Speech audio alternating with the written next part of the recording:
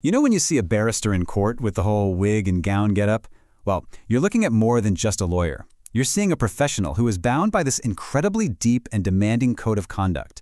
It's a set of rules that literally governs their every move.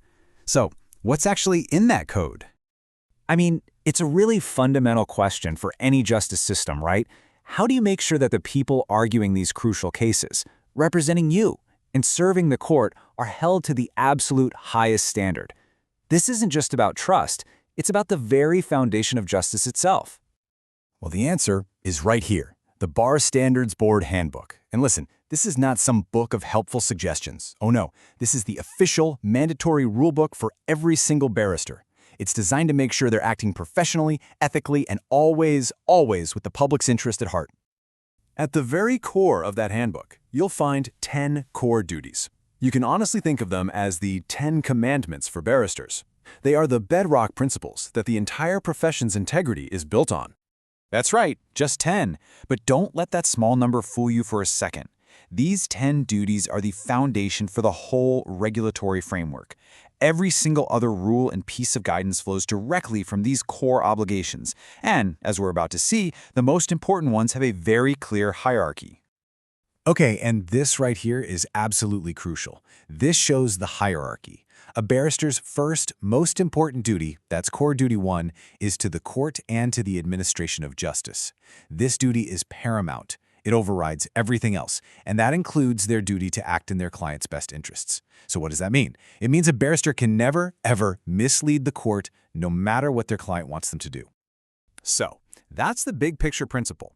But what does this rulebook actually mean for you if you ever need to hire a barrister?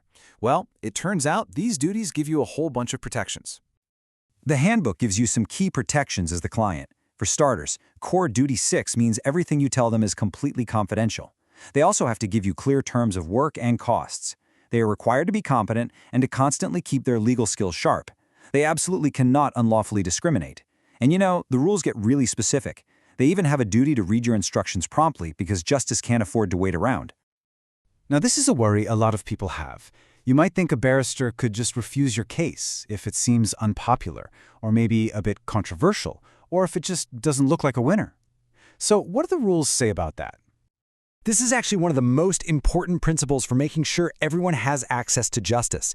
It's called the cab rank rule. And it's just what it sounds like. Just like a taxi at the front of a rank has to take the next passenger, a barrister must accept a case if it's within their area of practice and they're available. It doesn't matter who the client is or what the case is about. This rule ensures that even the most unpopular person or cause can get proper legal representation.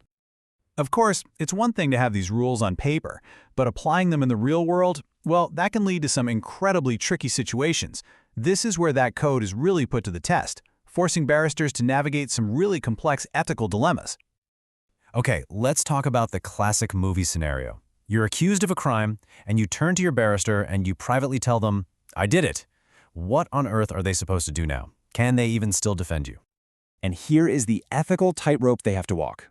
Your confession, it's confidential under Core Duty 6. They cannot tell the court or the police or anyone. But because their duty to the court, Core Duty 1, is paramount, they cannot knowingly mislead it. This means they can't stand up and argue that you're innocent, they can't put you on the witness stand to lie. What they can do is rigorously test the prosecution's evidence and argue that the case just hasn't been proven beyond a reasonable doubt. It is such a fine line. So what happens when a barrister doesn't walk that line? What if they actually break the rules? The system has to have a really robust way of holding them accountable. Otherwise, public trust just crumbles. The complaints process is actually very clearly laid out. Your first move is to use the internal complaints procedure at the barrister's chambers.